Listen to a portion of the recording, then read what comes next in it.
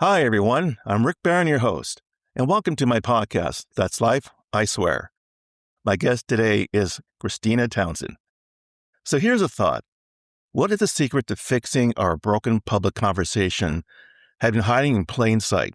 Like on the football field, maybe the running trail, or even the ice rink. Curious?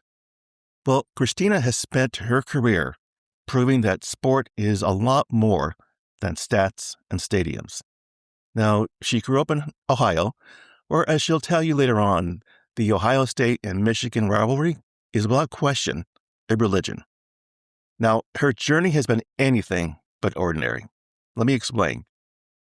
Kristina has a master's degree in public administration and over 15 years of experience in the social impact sector. She served as a USAID contractor in Washington, D.C. She co-founded and directed half marathons for 10 years. Now, she's also worked on the cutting edge of women's sports analytics. And somewhere along the way, she ran the Boston Marathon. And if that wasn't enough, she then ran the Mount Everest Marathon while in her first trimester of pregnancy. As one would do. Now, based in the Baltimore-Annapolis area and starting a family, Kristina has launched a podcast that brings all of those points in her journey together. Now, Kristina's podcast is called The Running Unicorns. Now, she has a very unique and clever way of getting her podcast conversation started. Now, what do I mean by that? She uses a single word, drawn from sport, play, or recreation, as a doorway into conversations about leadership, social impact, and the kind of civil, open-minded dialogue she believes our country is desperately missing. Amen to that. Now, her mission, in her own words, is to open hearts, minds, doors, and wallets. All that said, please join me as I have my conversation with Kristina Townsend. Kristina, welcome to the show. Rick, thank you. That was an incredible introduction. Hey, I'm so flattered and thrilled to be here. And I feel tired just thinking about all that. so I'm excited to have this conversation. Thank you so much. There's a lot to break out into all those key points you've done in your life, and you're doing more still. So I sure am. I'm sure trying. So give us a little bit of background for the audience about, where you're from, how you got started into the field that you're in today. When did you land on planet Earth? It is a long, winding road, and I appreciate appreciate the introduction because I think that does give some context. Of I at heart, I'm a generalist. I like to have my hand in a lot of pots, but at the same time, there are these common themes. So we'll get back to I moved around a little bit as a kid, and then Ohio was where I really grew up. Was there since I was about 5, and all through elementary school and high school. And I will just say it was such a special place. From you, we mentioned the sports aspect, and there is an element that kind of affects where I've landed today because of that culture. But I was extremely fortunate to be in a very community-oriented place and just taught the value of people and connection. Spent some time in DC, fresh out of college. I went to BYU, Brigham University, for those who are familiar with that. And I've traveled all around the world, and we can dig into more of that. Lived abroad in Spain, Belize, Paraguay, and more. And then ended up Utah, back to DC. There's more where that came from. Well, I know from doing some research on your travels, you've also been, not been, but you've lived in Spain, Paraguay, Belize. Yeah. And then you've also visited about 40 plus countries. It's kind of wild to think about, but yes, it's been a ride. If I have the opportunity, I'm going to go for it. I've slept on airport floors. I've slept everywhere to make it happen. A lot of that happened in college, and I still try to get out when I can at this stage of life. But it's been an adventure. There's so much of the world I still want to see. So that's just a midpoint there. Okay. Well, I want to jump into your podcast, and I guess the first thing that comes to mind, why the name Running Unicorns? How did that come into play? that's the golden question, Rick. So there's a little bit of wordplay with the podcast, as you mentioned, and I can share more about that. But when you hear running unicorns, it can mean a lot of things, and that's part of the point. Is that running could be running a business, running for office, literally running. Unicorns, we first often think of the cute creature, right? But it's also the symbol of the Boston Marathon and a name for $1 billion startup. So the idea is that while it looks and sounds like one thing, it's so much more. And I think sports is the same. It looks like stats and stadiums, and it is, and it's so much more. And I'm a little biased to running. That's one of my first sport loves, and so I kind of tease that it's running leaning. But we talk about sports of all different colors and backgrounds. But my goal is to bring people together through sports, wherever that is. I'm coming at it from the lens of a runner and, the sports I've touched. But part of the fun is that exploration. So running unicorns is about sports, but the deeper side. Again, from sports diplomacy to cultural impact, to economic impact, it runs the gamut. Wow. So when you mentioned that you lived in Ohio, I know when you spoke earlier, you described about the Ohio State-Michigan rivalry. I think if I remember right, you said it was a spark for your podcast. It sure was. Can you expand on that story? I mean, how did that come about? Yeah, great question. So my best friend growing up, her name is Erin. So in fact, I needed an episode with her at some point. But their family, they are diehard Ohio State fans. And we had moved to Ohio from Chicago back in Michael Jordan era. And so he was, all the rage. The Bulls were the best. And I was like, Ohio State, what? And so but they converted us, and it was so fun being by friends and neighbors who were such diehard Ohio State fans.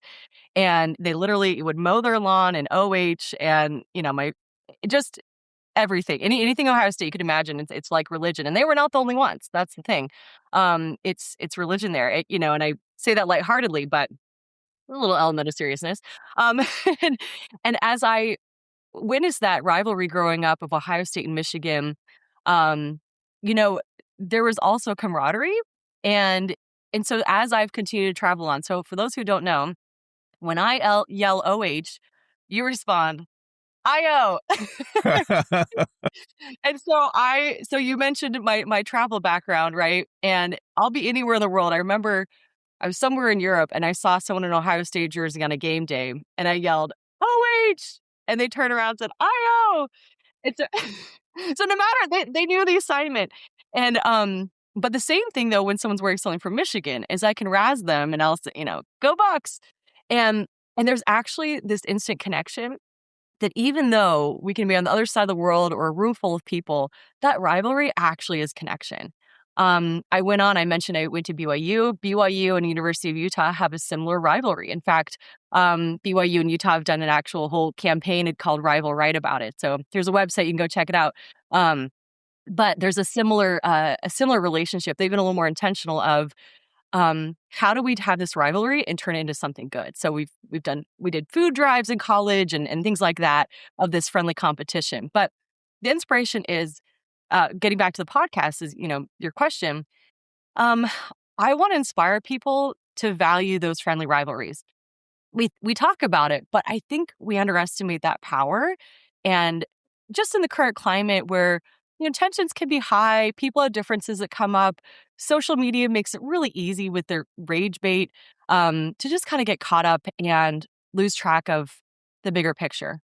And so my goal is that whether it's sports, whether it's, a difference of opinions, whether it's political or it's, I don't know, something else that you get hot button about. Maybe it's baking, whatever it is, parenting, that's another hot button. Whatever it is, how can we have these honest differences and have fun and, appreciate the little competition and friendly rivalry and shake hands at the end? And so just that connection of we're different, we're not a monolith. How do we have fun? How do we respect that? Maybe we go at it a little bit, but let's make sure everyone shakes hands at the end. So that's where you bargain for it. But that's a big picture, little Pollyanna, but I'm here for it. No, that's a good concept. So I got two questions. Let me ask this first one. Your tagline is open hearts, minds, doors, and wallets. Now, what does that mean in practice? And how do you ask your guests to engage with that? It's a good question. I ask them directly. I just say, what would you hope people be open to? Minds, hearts, doors, and wallets. It can be all of them, any of them. And while I'm not endorsing anyone or anything in particular, I always encourage people to do their own research. But I think there's value in just the thought exercise. There's a phrase I love, which is, I hear you. And that doesn't mean you're agreeing or disagreeing, but you're holding space for someone to be heard. And I think a lot of people just want to be heard. So when I ask that question, and with that aim of opening hearts, minds, doors, and wallets, I have had plenty of times where I've been wrong. I've been proven wrong. And you know what? I as a competitive person growing up, I probably was super obnoxious to play cards with. And so I will own it. I was one of those people who I loved winning, and I still love winning, don't get me wrong. And I now have a new appreciation for being wrong. And I now try to find joy in that because in my professional life and other areas, it's an opportunity to improve. And when I work with athletes in particular, they are some of the best colleagues to work with because they know how to be coached. They'll work hard, they'll be a good teammate, but they're coachable. And I want to be that kind of person in life where I can go at it because in sports, you cannot hide your performance. Everyone saw if you flopped. Yeah. So all you can do is improve. The rest of us can hide behind our computers. We can, keyboard warriors, whatever. But athletes don't get that luxury. So as I've evolved in my, hopefully personal development and thinking, I want to err on that side. So with the inquiry of opening hearts, minds, doors, and wallets, I think, okay, how can I be confident and be assertive and advocate for my interests and what I'm interested in, and be open to being wrong. And I think, science is something that does that to us all the time. We have one idea and then we make a discovery and wow, that's amazing. We have a new insight. So I think it's just a good practice in life. So I'm holding space for that. That's great. Now, going back to, want to pivot back here, where you've been to 40 plus countries. Throughout all those travels and then taking into account what your goal is for your podcast, what have you noticed about the different cultures you came across? Because I don't know how long you spent in a country per se, but there have to have been some things that kind of just hit you like, wow, now that's something we wouldn't do in the USA, or wow, I wish we could do this in the USA. I mean, can you give some examples? It's a good question. Depends on the country. Well, yeah. One kind of fun sports related thing. I always try to see a sporting event when I'm traveling. I just think it's a cool experience. Soccer is usually my go-to, and it's just epic. So if you have the opportunity and you're looking for a cool travel experience, try to hit up a local soccer experience or sporting event. That's probably a favorite. But your question of what sticks out, I think to me is seeing all the different types of joy and challenges. Because I grew up thinking happiness looked like one thing, and it did for me. And as I traveled, I saw, oh, well, the Danish are really happy this way. And, the Thai are really happy this way. And the South Americans are really happy this way. And so I think it opened my mind to realizing happiness can look like a lot of things to different people. And it doesn't have to be right or wrong. It's just, are you happy or not? Yeah. and challenges. And so I think the more I've seen other lifestyles, and I mean, we have this at home in America too, right? It's such a diverse country, that whether it's, from one neighborhood to another, or again, to all these different places in the world, there are different types of government, there's different types of food, there's different diets. And that happens because of geography and literal borders. And so, you can go from one country to the next and the road has changed and it's better quality or worse, or the meals, the food's better or something's cheaper or not. And I just think it's an interesting opportunity to say, okay, well, what do I like about this? Could we implement this at home, or is this kind of unique to that region? I don't know. What would be our version of that?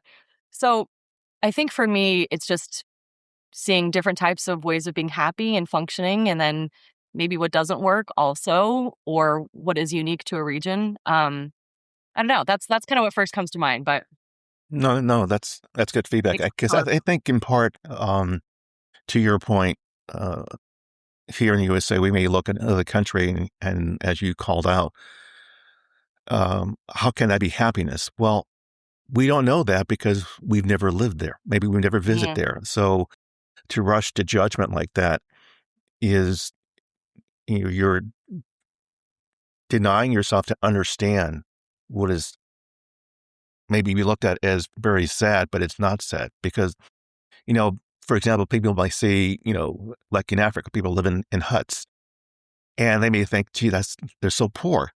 Well, how do you know they're poor? Maybe Yeah. for them, that is happiness. So it's all the matter of where you were raised, how you were raised, and how you've been taught to think in that particular region. So I think to that end, we can learn a lot from that. Yeah. Absolutely. That reminded me, some of the time I spent in Mexico and Guatemala. So I actually got to spend time with the running community, the Tarahumara, or Rodado maybe is another name, but they're in the high mountains of Mexico in the Sierra Madre. And this is before the book Born to Run, just by the way. And I remember there's a reason I'm sharing this, but I remember these people were helping us carry our packs into the mountains, and they were leaping and wearing these shoes that looked like tires, and I was like, "What is this?"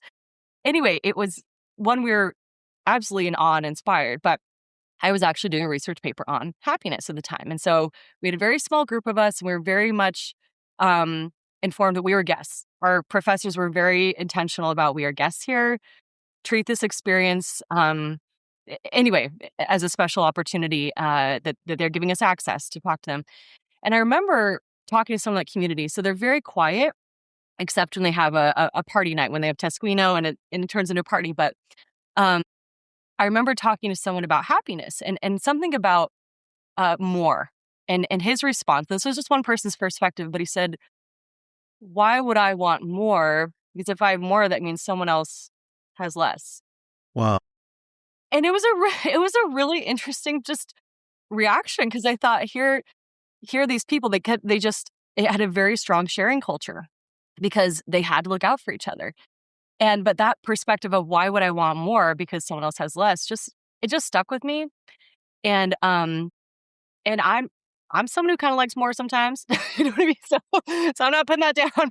But but they were very happy. And again, ideas evolve and people change. But at that point in time, it just struck me. And so who am I to say that he's right or wrong? That if that brings him joy, cool. So anyway, just one more example in a very specific instance of happiness. No, I mean, ironically, that was one of the questions I wanted to ask you was when you took that trip down there, and that was when you were going to college? Yeah, I was in college. It was a study abroad. How long were you down there?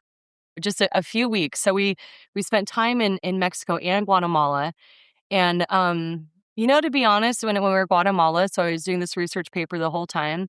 And again, I'm an undergrad, so I probably maybe I'd ask different questions at this point in my life. I was doing the best I could. We had a good program. But I remember I think it was in Guatemala, maybe it was in Mexico. Anyway, at some point in our experience, um, someone said, "I don't really have time to think about happiness. I'm just trying to get through the week and I'm trying to get through the day." And I thought it's also kind of a luxury to think about happiness. And that was his response. And who am I to say that I should change his opinion or mind? But he was like, I don't know. I don't think much about it. I'm just trying to feed my family. Um, so even that kind of response, I thought he was very kind of nuts and bolts and focused on what his goals were. And that who am I to say it's right or wrong? But it's just insightful. So just open my mind to some people, happiness is a luxury, you know? Right. I mean, in the time that you were there, if you had to bring it into like just one concise sentence, what did you learn from that experience? Ooh, I learned that they didn't really need us. I mean, I went into it knowing, like I'm like they didn't. We brought some gardening tools to the Tarahumara people, and I'm like they could outwork us, they could out whatever. I'm like we were bringing them, some shovels and rakes, and they're like, sure, you guys can get that spot, but they didn't need us. So, but it was a nice cultural exchange that they allowed us to do this, and then we had a big meal together. And but it was interesting when we were preparing this meal. there was a huge line of people. I remember turning around, I was looking, getting the food ready, and I turned around and there was this massive line of people and it was absolutely silent. It's like crickets. And I was like, where did they come from? And they're just truly it was just at that time, again, this is like 2008 or 2007.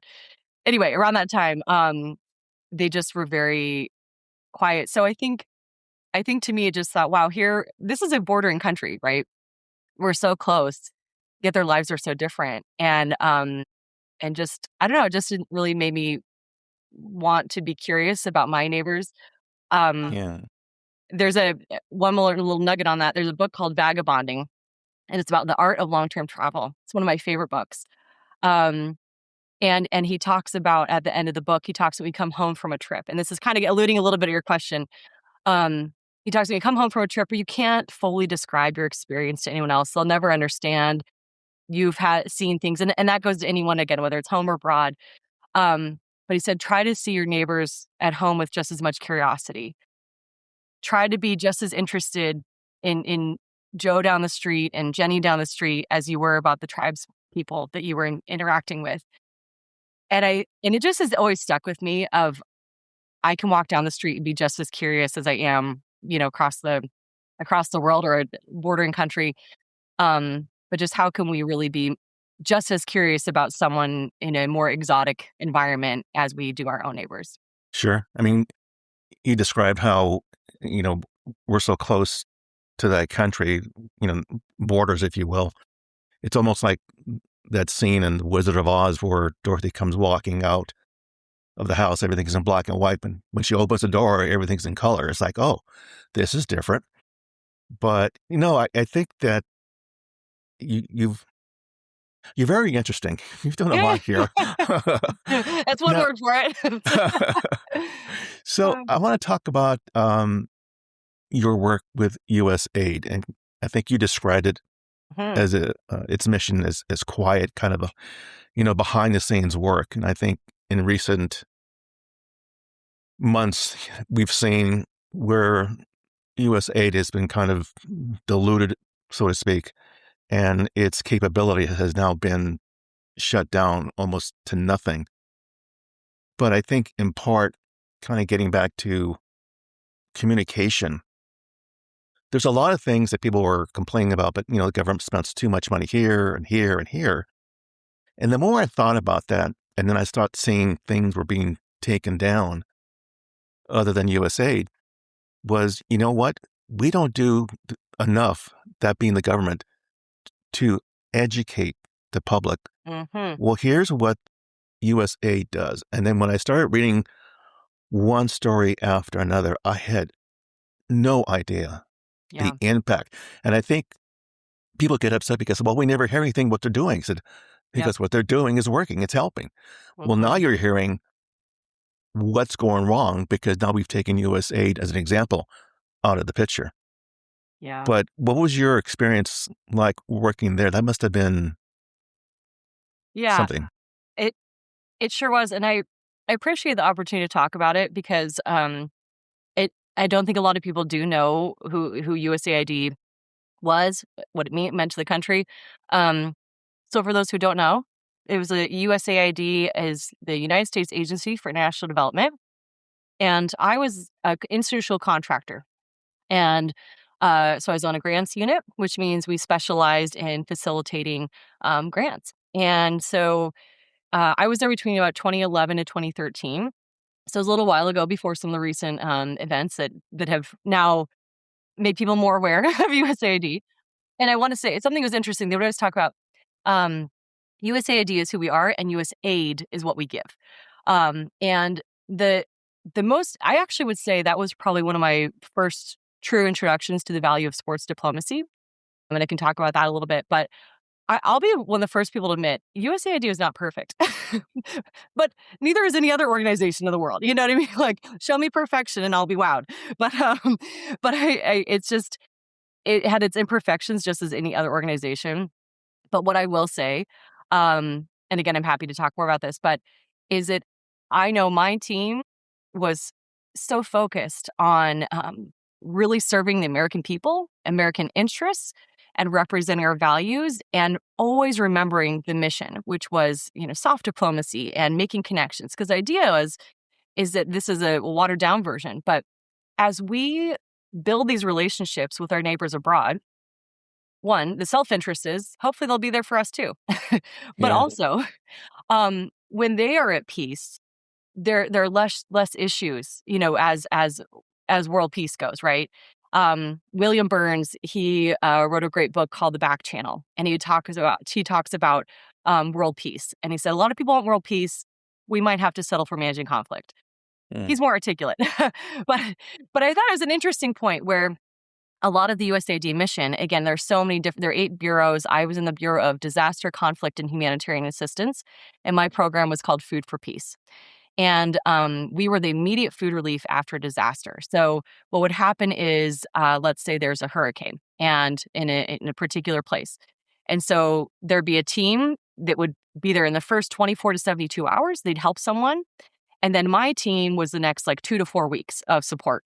We were the emergency food security program. And so then we would put out these requests for proposals, and we'd say, hey, partners like UNICEF, World Food Program, anyway, several of these that are well known, Mercy Corps, we'd say, tell us what you got. What's your plan? And UNICEF would say, well, we're going to look out for the kids. We're going to do this. This is our budget. This is what we're planning. And what I'll say is then when those came back, we would evaluate the grants. So we'd send them, what was approved or not.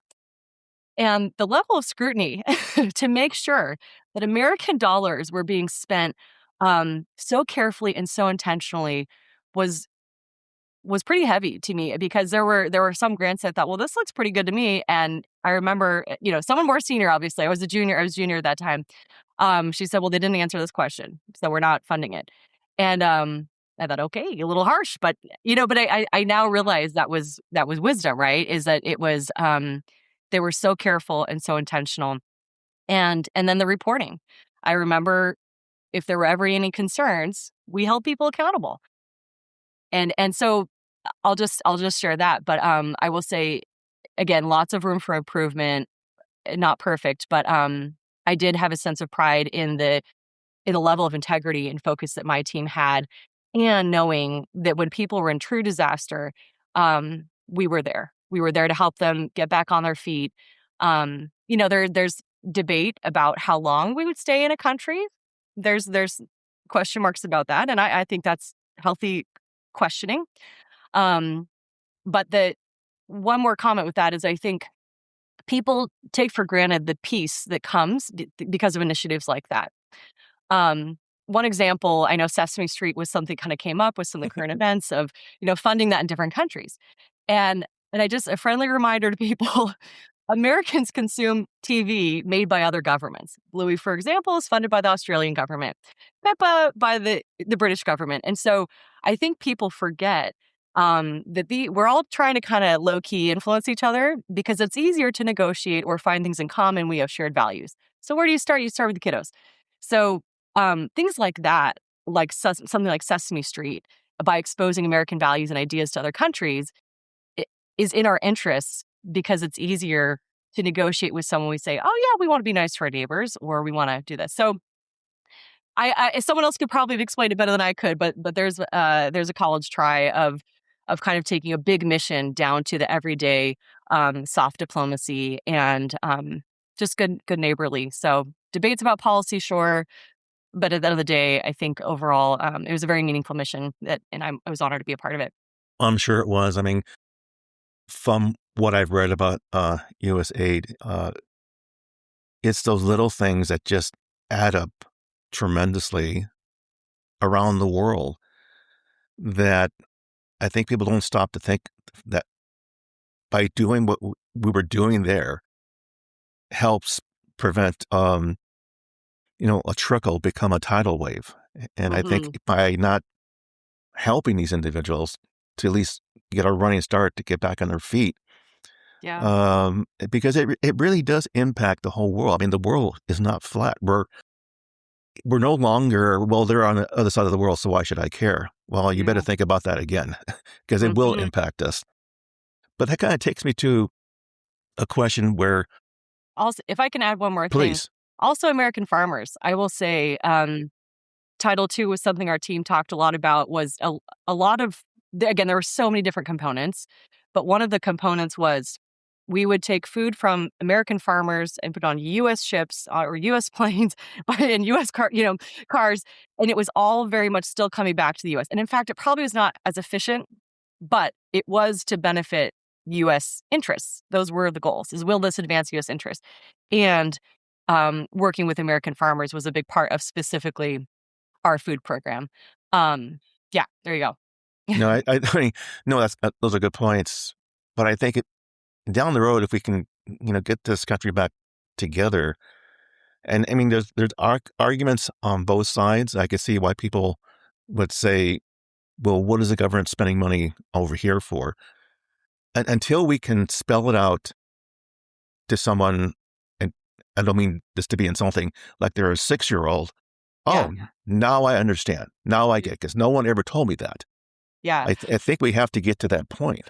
Yeah, I think when I mentioned the example of Bluey, which is taken over, now Disney's licensed it, but when I remind people that our kids are all consuming content made by other governments, which I have no problem. We love Bluey, we love all, there's kind of an aha moment of, oh, this is happening every day and in my home and on my screen. And, and I think people forget how interconnected we all are. And that's both for better or worse, just as much as our adversaries are also using, influence campaigns and tactics and things. And so there's the positive influence and then there's the negative influence. And so it's just being aware everyone's trying to influence each other.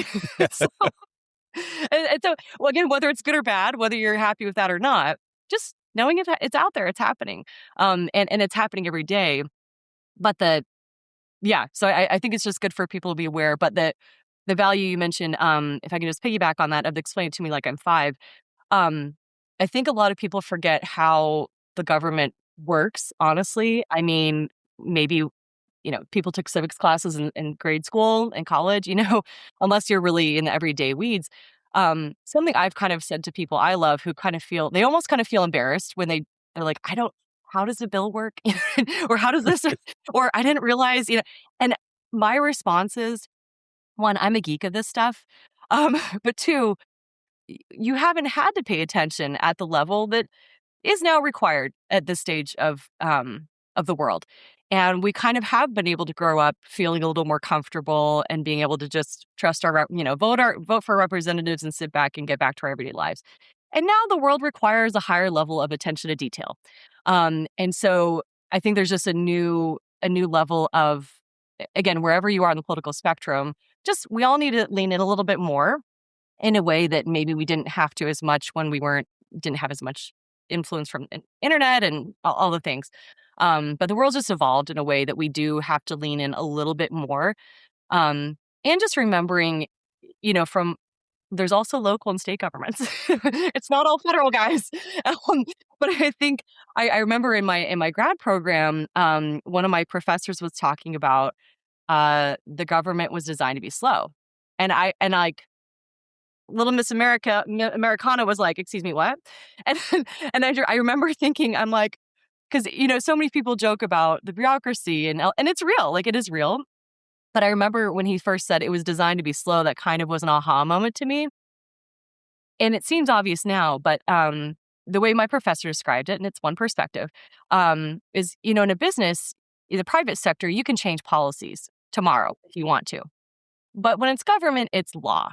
It's becoming a very permanent law or an amendment. And we need to be extra thoughtful about that. And that's why, we have different terms for representatives. So it's really evaluated over multiple representatives over multiple years before something really becomes law. So for what it's worth, those were a few things that I didn't fully appreciate earlier in my career, that I think I was more frustrated with some things, and I still am, don't get me wrong. I still think there are 1,000 ways of being more efficient than we are right now. And I had a renewed appreciation of, yeah, that is very different when we're talking private sector versus public sector, business versus laws, policy versus laws. I want to be thoughtful about that. So one more little nugget for you. Wow. You have a lot to say. I love it. Well, this is all good. You're all weak, Rick. Well, living in Washington, D.C. area, I guess to me, it's sort of the heart of the polarization Mm-hmm. this country is going through. And, I'd like to hear your thoughts, I guess, because I would think this goes into par with your podcast mission. And being in that environment daily, like with USAID, how does that, if at all, influence your podcast mission and the conversations you love to create? Yeah. A stellar question. So, part of my tagline, I talk about, it's from the lens of the DMV. Again, I have a global perspective. I have a national perspective. I got Midwest and East Coast perspective and Utah all over. But being here, so I live in Maryland in the DC area, and now I call myself a triple threat. I've lived now in all three of the DMV. I lived in DC in college. I lived in Virginia fresh out of college, and now I'm in Maryland. So I've hopped around, but so I know the pros and cons of kind of all the areas. But what I will say is being here it is a unique lens because government's kind of the local biz for a lot of people, and so when you hear federal employees or contractors, it's more than just there are a lot of transplants or people from different areas. Um, to me, that's fun. I like the diversity. I love the embassy days. I love all of it. But when you have that little petri dish of different people and ideas, um, that can be great if we harness it and say, wow, how do we tap all these smart and bright ideas and people of different areas and bring that together for like the best end result? Or how do we let it divide us? And so I will just say with the podcast, kind of being on the forefront of that with my background, having worked for the government, my MPA, my love for sports. And, a lot of people watch the World Cup, which has been so fun to see, people of all different backgrounds coming together. Um, I think there's just a unique opportunity to say, you know what? We're not all going to agree and not at the same Mm. time, but how do we have fun with it? How do we lighten the mood? How do we be serious when we need to be serious? And then also live together. We are neighbors again, whether it's literally here or somewhere else. Um, you know, Newsflash, we share the same earth. So so how do we manage while we're here?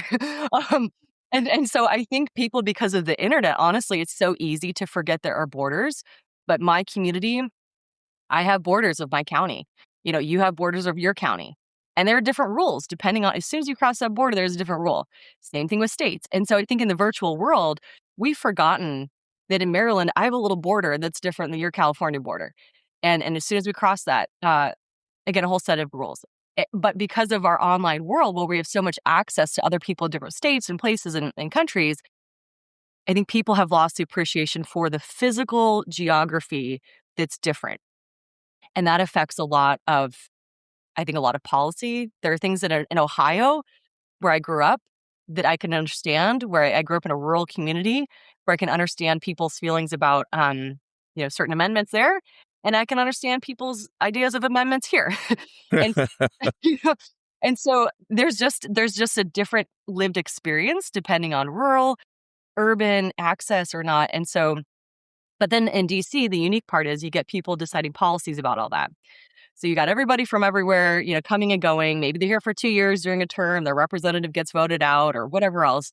But that cycle, it's DC is different. New York, it's kind of like everyone out for themselves, but that's what makes the community. Um, and DC, you kind of know at some point you're probably going to have to work with that person across the aisle, whether you want to or not. Like you're going to be on committee together.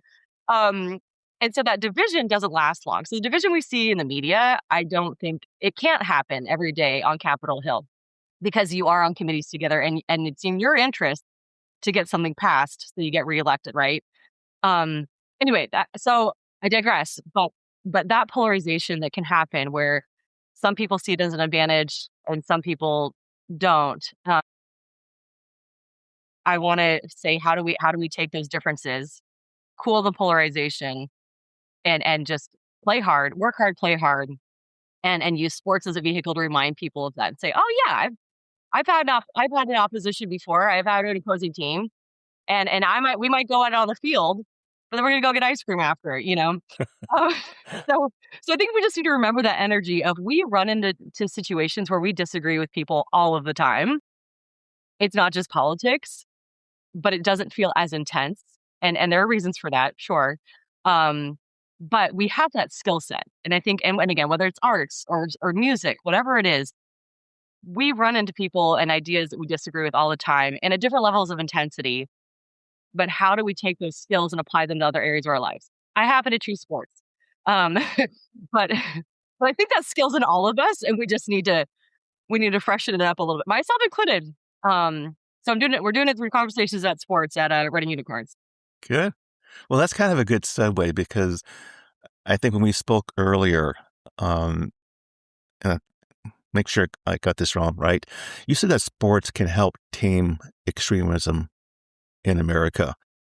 That's a pretty big claim. Can you walk us through that thinking? Yeah, you know what? I like audacious goals. I like to have something I'm to aim getting for. that. Yeah, yeah. And life is long, so why not? I think it's really easy to be siloed. And again, I grew up in rural Ohio, and I remember I'm a person of faith. I'm a Christian, and I remember growing up, I first thought everyone went to my church.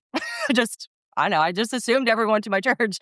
And then I remember I didn't see the kids from school on Sunday, and I was like, why weren't you guys at church, you know? And my mom said, "Oh, guess what? People go to different churches." And I'm like, "What? Or they don't go at all." And I was like, "Excuse me." Um and um so I think it's easy to kind of get in our own heads and our own worlds, and when we don't have that exposure to other people, we can follow, unfollow, subscribe, unsubscribe so easily in the digital world in a way that we can't in person. And I think that proximity pushes us to address those discomforts and to celebrate the differences and say, you know what? We are never going to agree on X, but we both can, cheer for Ohio State, and even if it's an hour, and lean into that. But I think it's easy, just those individual areas where we don't get exposure to other people. But I think sometimes we need something to pull us out of our shells, pull us out of our communities, pull us out of our everyday. And again, I think sports is a way to do that. How do we, again, whether that's virtually, whether that's in person, but something to kind of pull us out of our little world that we can build our own little echo chamber and see and talk to someone else. But I had a thought about that, but I think it's just an easy place to start. It's harder to be angry at someone when you're looking them in the eyes. I don't know, maybe it's easier for some people, but but I think that proximity, I know there are half the things I see online people would never say in person. So I say, okay, what's the solution? Let's spend more time in person or on camera. Here's one example. And again, my main focus is sports, but there was a LinkedIn thread, and I think this is okay to share, but there was an image of a woman who was pregnant, or no, I think she had a newborn. Anyway, it was kind of, to me, it was an image to celebrate of this woman working, and here she had this newborn, and she was making it work. And as someone who's seen a lot of women and families and working women, I want to see how that works. And I thought, wow, this is it. I'm seeing it. She probably heard the phrase, "You can see it, you can be it." And in this thread, I was celebrating this because I thought it was so cool. There was a woman and she was Black and I'm white. And she made a comment of like, she deserves to rest. And I thought, and it was just kind of interesting to hear that. And so I said, "Hey, would you be willing to like hop on a call so we could talk? I would love to hear your perspective because it's so different than mine." and so it was interesting. And she's like, "Yeah, let's do it." And it was a very respectful exchange, but I really was sincere, and she was too. So we hopped on a Zoom. We said, "Hi, I'm from here and she's from there." And we talked about where we're coming from. And I was like, "All right, let's talk about it. Tell me your thoughts on the picture. Tell me your thoughts on the thread." And she said she shared some experiences of racial discrimination that she experienced growing up. and something that I've not experienced her specific, lived experience, right? And she said, my people were forced to work right after they had babies. They had no break, they had no rest. And it was just kind of eye-opening because I thought I grew up in a very different background where I was told to stay home and stay, women and I'm summarizing, right? I'm very much stereotyping. But women of my kind of background are supposed to be moms, keep them safe, keep them, don't put them in a soft space to land. Um, and I thought I want to get out, like let me out of the kitchen. And it was just interesting that she felt this generational desire to rest and to deserve and enjoy that moment. And I felt like, don't hold me back. Don't tell me I can't do this. And it was just cool. I mean, it was eye-opening, and it was cool to hear, wow, we can both want that. And it's because of our ancestors and the women who raised us. And we've landed on totally different ends of the spectrum. But she was told she couldn't rest, and I was told I couldn't do it. And again, I'm summarizing, right? I'm stereotyping, but it was just eye-opening, I think, for both of us to see where the other was coming from. Because online, I'm like, why is she putting this woman down? It was so easy for me to be frustrated, like, this is so great, and then when I talked to her and I thought, okay, yeah, makes sense. And even for her, she was like, makes sense. Um, so I think there's this value in pausing in that curiosity and one, being open to the conversation, being open to asking questions. And thankfully she was open too. And we both said, hey, we want this to be a good experience for both of us. Clearly we have different backgrounds and perspectives, but we both carved out the time. And I don't know. We haven't stayed in touch. I mean, a message here and there, um, but it was a meaningful exchange. And if she listens to this, I hope it's okay to share that. But I think she'd be okay with it. But I now have tried to, if there's someone who seems willing to have an honest discussion, I want to learn. I want to say, I only have access to my lived experience. Tell me yours. Tell me yours. And so I want to be exposed to more ideas. I might not agree. I cannot promise you I'm going to agree, but I can at least have more empathy. I can have more awareness. My husband and I got married later in life, and as I've seen a lot of parenting and different styles, and I realize we have millions of people on this earth, and we've all been raised differently. We cannot be the only two people with the right answers. And so when she was, before she was born, when I was expecting, I remember talking to several friends and family saying, hey, there's going to come a time where my child is not going to want to talk to me. He's probably going to be mad at me and whatever it is. And I was like, and I said, will you be in our village? Are you someone she can call? You're someone I trust, and you think differently than I do. And you may be able to connect with her in a way that on whatever day, whatever time that is, it's not going to be me. I'm not the only smart person in the world, and I might not agree with you, but, but will you be someone we can trust in our village? And so I remember kind of tapping some people that we loved and appreciated and respected, of just saying, will you be in our village as we raise her, of just someone, a lifeline. And I want to raise her with the idea that we also are just two people. When she goes to school, she's going to interact with different teachers who are not authorities in the way that we are at home. They have different values and ideas, and I want her to be successful in the world. And I think the same thing in the workplace. Like, we do not work with people who agree with us all the time. So how do we manage that? And so there's a long way of getting there. But from the extremism, I think it starts at home, of acknowledging I have some good ideas, but I'm not the only one. And it doesn't, I don't know, to me, sound like rocket science of a perspective. But trying to have that perspective myself, of I'm just one person with a few ideas. Some of them I think are pretty good, maybe some aren't. But that curiosity and that humility and willingness to learn and be creative, and I'm trying to pass it on to her, and I'm trying to practice it myself and model that when I engage with people, apologize when I've done something wrong, and you know, be confident when I feel pretty right, or advocate. But I think it's those little moments that that can help us kind of tamper extremism is this kind of all or nothing, this black or white, this right or wrong. I I don't think there. If you've ever taken an ethics class, there's you can find an ethical philosophy for whatever you want to do. Whether that's the greatest good for the great, or whether it's your decision's going to be on a billboard. But if you want to make a decision and find a way to explain it away, there's probably some ethical philosophy you can use. But if you'll humor me, there's a full circle here. Um, but I think with that extremism is helping us harness our ideas and say, okay, maybe I don't know I have all the answers. Maybe this other person doesn't either, but what can we come together? And I think just those little moments of pulling it in. But if I can share, if you'll hear me with this concept, um, uh, from this MPA program, great Marriott School, business school at BYU is great. I remember a professor, as we talked about all these different ethical practices and ideas, he said there's not always going to be a clear answer.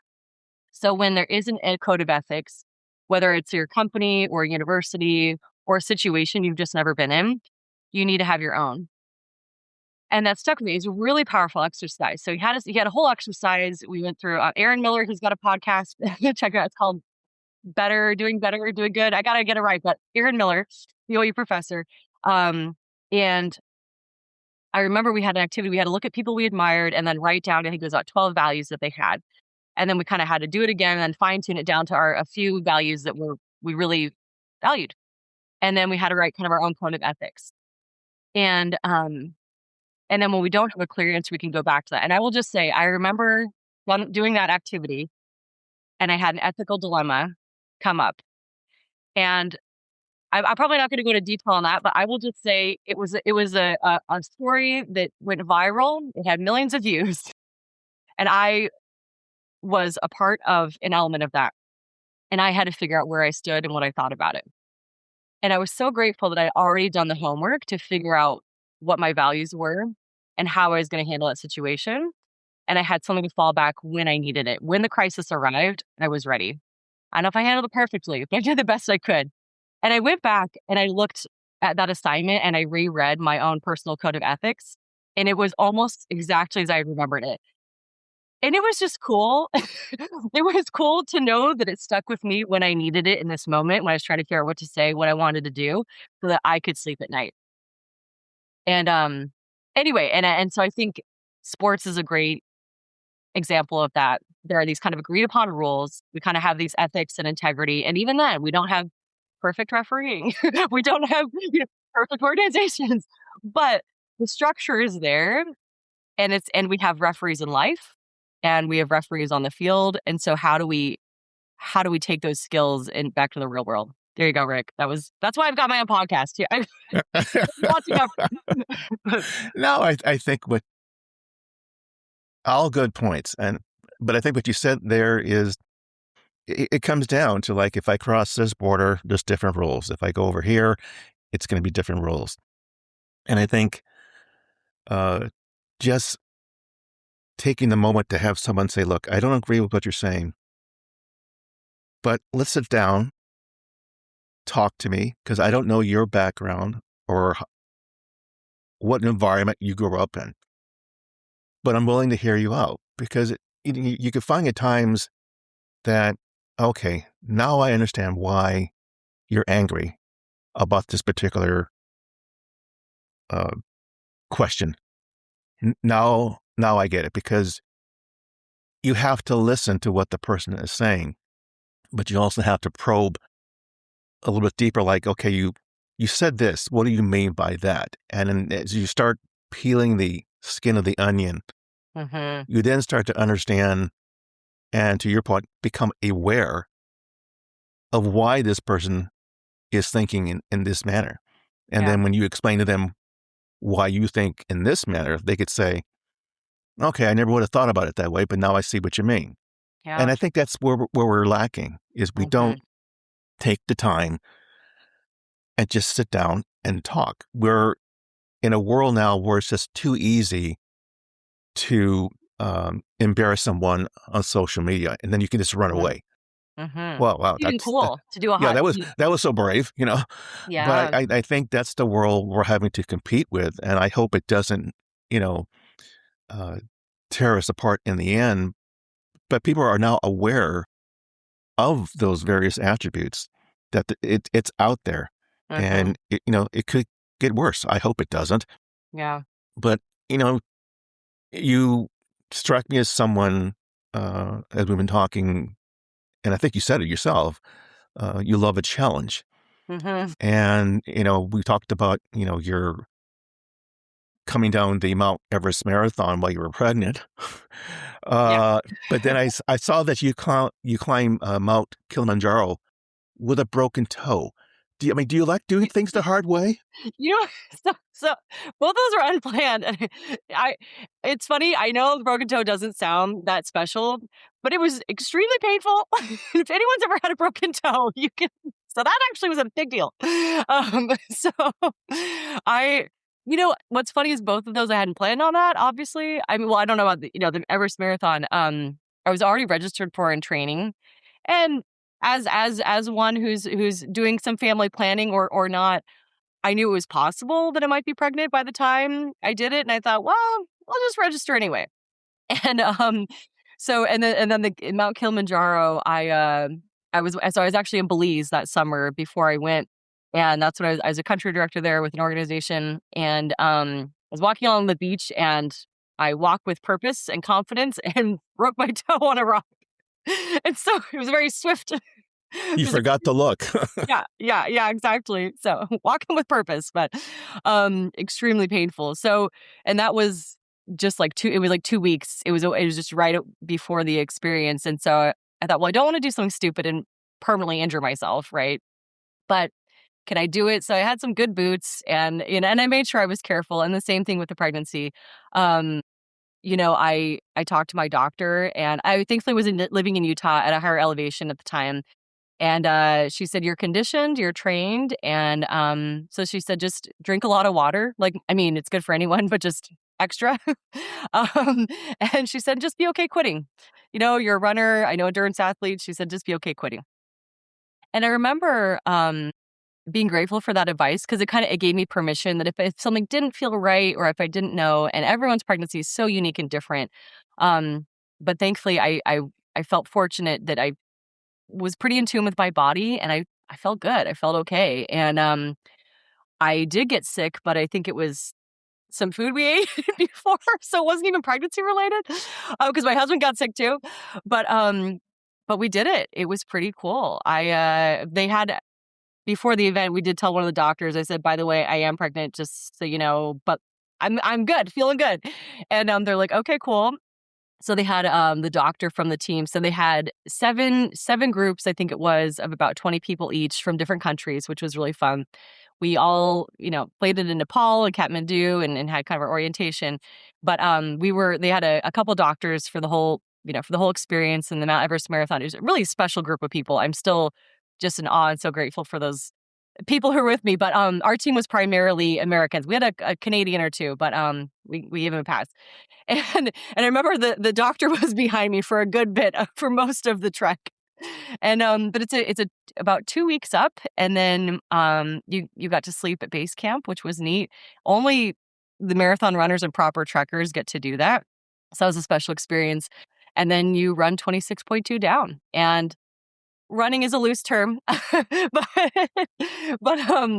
we did it, and my husband, he's a hockey player, and, he wasn't gonna do it, and then he realized when we were trekking up, they had us do kind of these little practice 5Ks just so we could know the course because we were hiking up what we were gonna come back down, and, one woman sprained her ankle and had to ride a donkey part of the way, and then another guy got scraped up and tripped on some rocks because you're dodging yaks, this is a trail.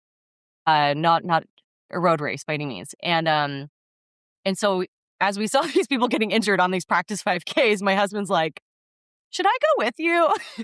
So I'm the endurance runner. So to his credit, it was his first marathon and he didn't get a medal. He didn't get anything because he wasn't quote unquote, registered for the marathon, but they said, we'll give you an exception to go with her. So kudos to him. It was our first little family marathon, but the first half he did really well. We were above the tree line. So my asthma was just really rough. I just was hacking half the way.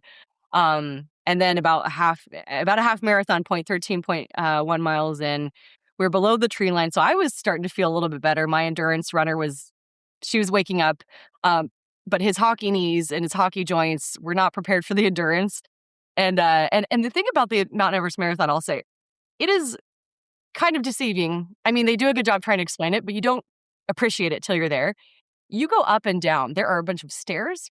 You go into valleys to get back up. So in theory, yes, it's an elevation drop, but you're going up to go down. And so it's a whole beast. But I remember him asking me, he was like, how many more hockey periods is this? And I was like, I think it could still be a good few hours. So the first finisher was about 4.5 hours, and they were local. They were Nepali. And then I think the first international person was about 6.5 hours. And we finished in about 11.5. So it was getting pretty dark out, but we were at about middle of the pack. So we actually, believe it or not, that was a decent time for that event. And so, but we survived, and I did have to get some extra oxygen at the end, but we had a great time. It was, in fact, I actually was feeling pretty good by the end. I was like, what's taking so long, but we had to be a family affair. And we finished, and my daughter is actually a little runner already today. So I feel extremely grateful that she was okay and unforgettable, crazy and unforgettable. Oh my God, you're amazing. I do have to say, I did ask them, I said, has anyone done this pregnant before? And they said one woman, and she was Nepali, and that was about 10 years ago. So I can say I'm the first international woman to do it that they know of, So anyway, so really, really fun. But yeah, so it's kind of an accident. But the challenge, but I thought, again, at worst I quit. At worst I take a break, and I don't need to be a hero. But if I can do it, that's cool, And I have to give my sisters credit. I have 5 older sisters, and I've seen them do all kinds of amazing things. And so I felt like I remember seeing them, running when they were pregnant and all of that. And I just thought, if you can see it, you can be it. And I think women's bodies are amazing. And while, yes, we need to be careful, there's also a lot we can do. So I do share that with hey, let's be smart, but also go ahead and be brave. Well, know your body. That you are. Oh, thanks, Ray.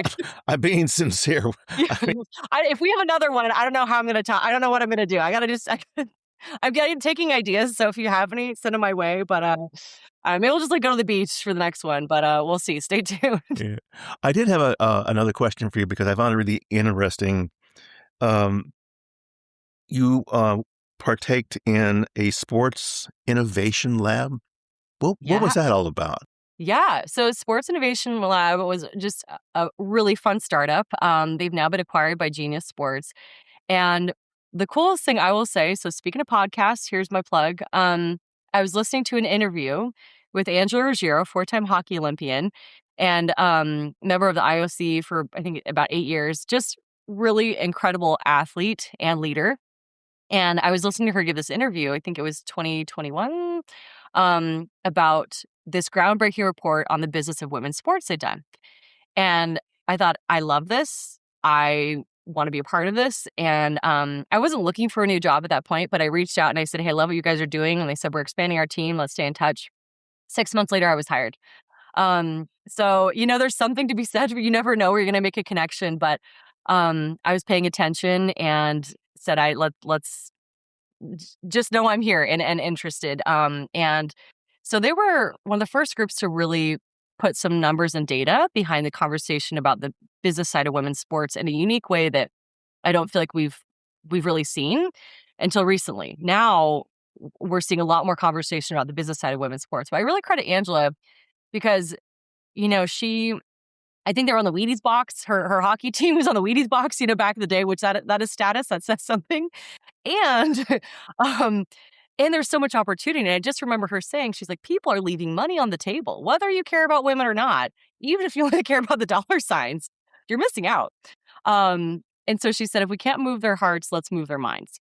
Let's bring the data. Let's bring the research. And they found that fans of women's sports are just different. Um, there's been kind of an attitude of shrink it and pink it, just make it a little smaller, a little more pink, and it'll work. Um, and what they found was by doing this research about fans of women's sports, is they're extremely loyal. It's, by the way, at that time, it was about 50-50 of men versus women. It wasn't just women watching women or men watching women. It was, good mix. But they're extremely loyal, and they kind of had to be tech savvy because they couldn't find information. Now Google's, better, and other search engines are better, but you had to be extremely motivated to find, game times or team information. If you search basketball, it's typically men that showed up first. Or if you search the player with the most goals, you get a male instead of a female, and so there's just data that wasn't up to speed to where we are now. And so I really credit Sports Innovation Lab as one of the leading voices in pushing that conversation. So they created this executive network, and they said, let's tap C-suite people across the sports industry, get them in the same room, and have conversations about how we can advance this conversation about the value of women's sports, the business side, and share ideas and push each other to do more and do better.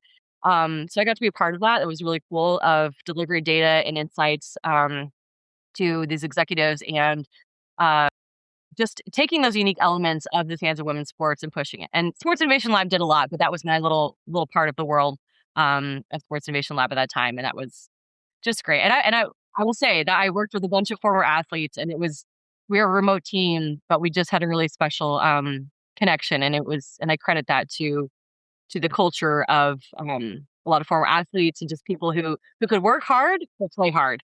And there's something special about that I've held on to. You must have loved that environment. It was, we worked hard, don't get me wrong, but it was great that when we were all together, we could play hard. And I think that was it, the very obvious work ethic of these former athletes, and then just even sports fans. I don't know, it was cool to see it show up in work in a way that I hadn't other places I've worked.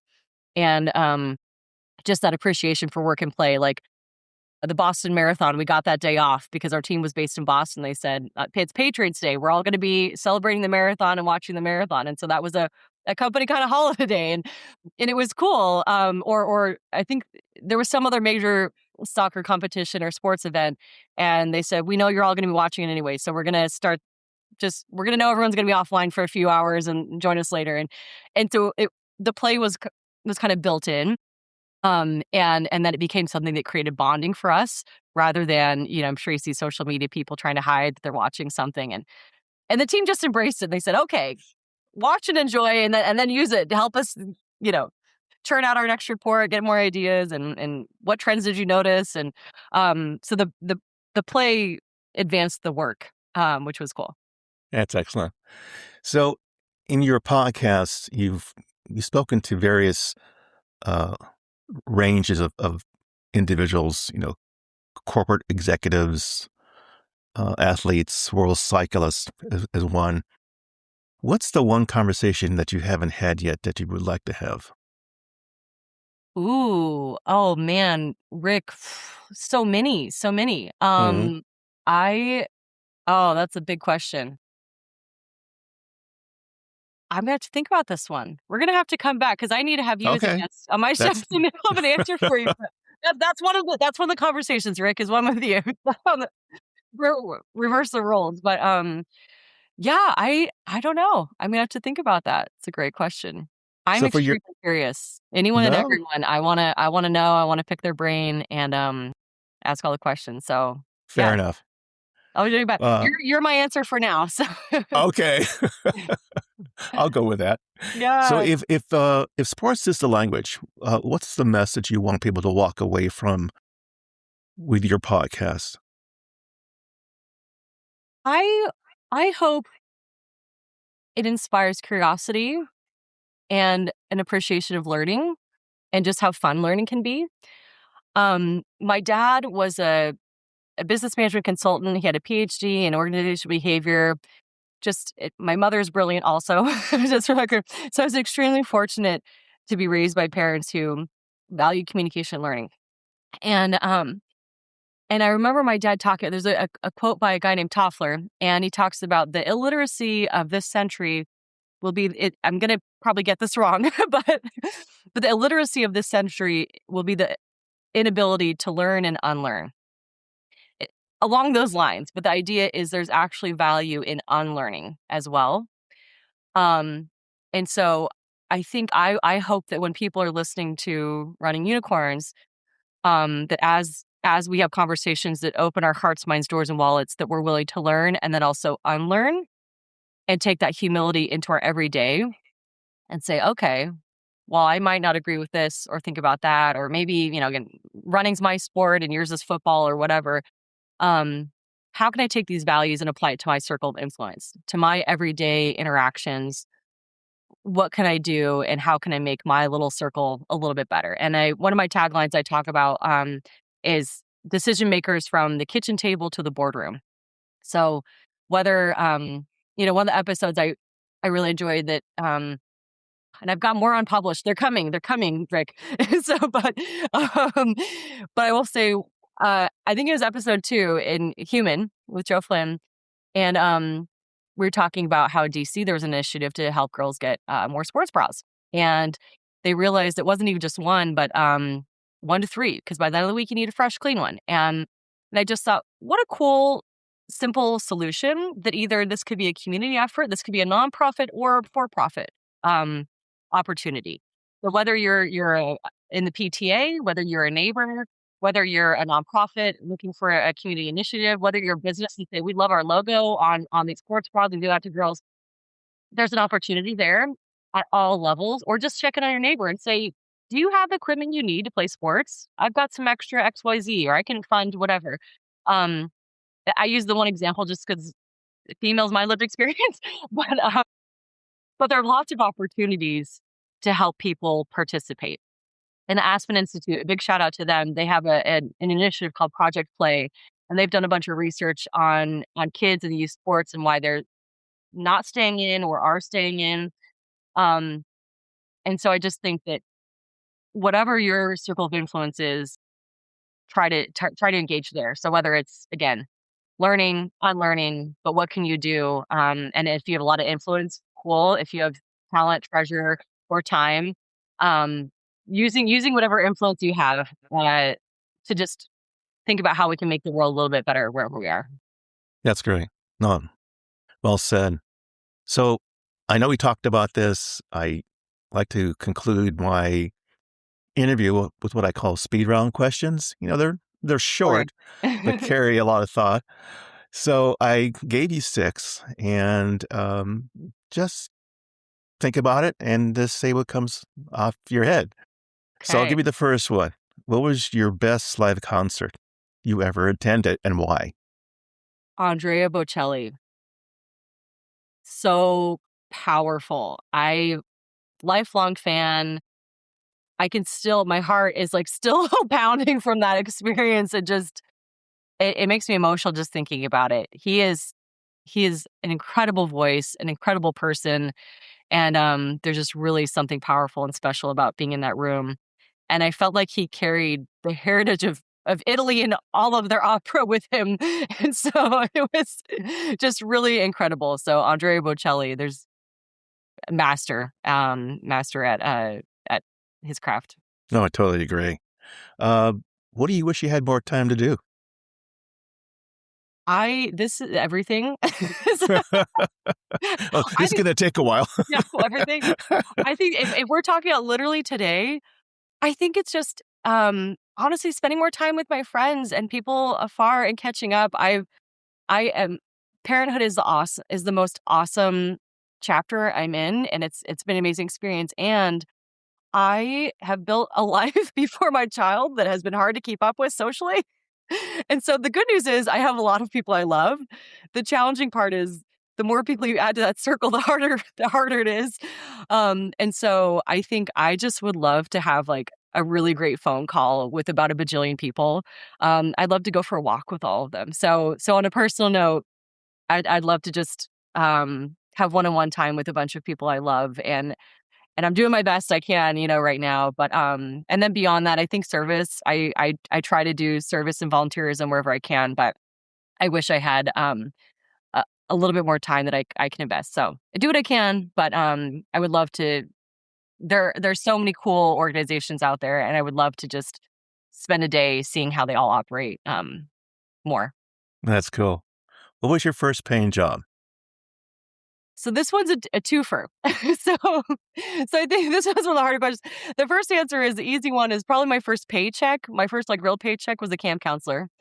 Um, but my first job, I was doing the gig economy before it was cool when I was like 9. So I I was a banker, I was a therapist, I had a lemonade stand, and I remember the banker though, I had a 2-page contract. I gave my sister a loan and I made $20 off of her. So I made my Christmas money work for me. so so the first paycheck was probably camp counselor. I did a bajillion jobs, from lawns to cleaning dental offices and all, the gamut of things. But yeah, when I was 9, I was a little loan shark. So I learned about Why am I interest not rate and I surprised? was interested. So I now have also learned to be more merciful, but at that time I was like, she signed the contract. What can I do but take her money? So So here's what I can't wait to hear this.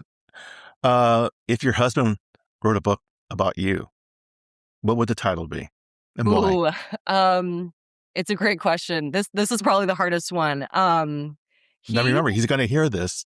but yeah, I know. But, I will just say he's a poet. So he has some poetry anyway, some angle, but I don't know how poetic this will be. But I would probably my first thought is something like the the mysterious adventure or the adventure filled mystique or I don't know. I feel like something with adventure and the unknown. When he proposed to me, he said, "Will you be my adventure partner for life?" And it's really sweet. And so I think that's a very common attitude and approach I have to life is just adventure for better or worse. Let's do it. So That's great. let's climb that mountain. Let's. Okay, so you've had a hard day at the office, so to speak, and you come home and you just want to sit down and enjoy a good meal. So what would be your favorite comfort food to kind of put the end to the day? Yeah, chicken enchiladas for my mom. So my mother's chicken enchiladas is probably the first go-to.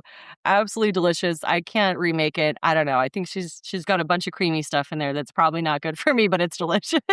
The cheese on top is the true, is the best. But that and then even fruit, I actually will say there's nothing to me more sacred than like really delicious fresh fruit. So mom's chicken enchiladas and fresh fruit are really That's a good combo. yeah, yeah. Gotta have All right. balance. Okay, so last question. I think this is a good one for you. What would you attempt to do if you knew you just couldn't fail? I mean, there was no boundaries, nothing. You just charge ahead and Yeah. say, I want to do this. Rick, that's the golden question. You know, I I think I'm still figuring that out. I've got a list of things I want to do. So I guess I would if I knew I couldn't fail, it would be hitting my big list. I've got I have a all right, this the expound on this is I have goals for every decade of my life. So between 35 to 45, 45 to 55, 55 to 65. And even down to like maybe in my 60s, I'll be like a silver sneakers coach or something. So I've got different parts of those. If I knew I wouldn't fail, it would be hitting each of those goals for each decade I have kind of mapped out of my life. I think that'd be pretty cool. All right, that's fair. And each of those, and I could go to work, but it's probably not as exciting. But I think if I can show up for myself, I think that's the biggest win. Is if I can be there for me, be there for my family. I feel like the rest. I don't know why put a limit on it. That the Sure. rest is unlimited. But that's probably not as exciting. But I think it would be if I can show up for myself in my intentional goals. Um, I think the sky's the limit. So I don't know. I'm Fair leaving the enough. door open, Rick. I can't. I can't commit. No, no, no. I've had people in the past when I've asked that question, uh, they didn't know quite what to say, and then eventually they did come out with an answer. But it's a question that um, is not as easy to put an answer to, and I think to that end, I think that's why some people kind of struggle with it. I will say I've always wanted to run for office. And I did in college, so I did student body officer stuff then, which was fun. But I would love to run for office. I think the challenge is where can I have the most impact, and where can I do the best work for the people who would be interested in how I can what I can offer. So that's one it's, again, that's a little more grounded. So if anyone wants to finance my campaign, just know I'm available. But um, but I think figuring out where it can have the greatest impact, but starting with the podcast. So there we go. If I maybe go viral, I don't know if I can change the world through people playing and having sport. We'll start with that. But yeah, I think it'd be really cool to just serve people and try to be a better person while I'm at it. It's basic, but it's real. Well, There you I'll go, be Ruth. looking for your name in the future. That's right. That's I right. know her. That's right. Oh, Well, yeah. Kristina, this has been an insightful conversation. I have to tell you, your Been a journey. feedback to the questions, your openness, your genuine sincerity. It just that's you. And I Thank think you. that how you express yourself, and you have a lot of good walk away thoughts from this conversation. I think a lot of people have heard things on this interview that, yeah, you know what? Kristina said something there that just really hit the nail on the nose. Why didn't I ever look at it that way? So I think to that end, um, this conversation has been more than I could have bargained for. And again, I'm being very sincere with you. This Thank you, was Rick. I it sure was hope very so. interesting, and It's been you're fun, that's for interesting. sure. So to my audience who have stopped by to listen to this conversation, I hope you enjoyed yourself, and we look forward to seeing you again, and take care. Thank you so much.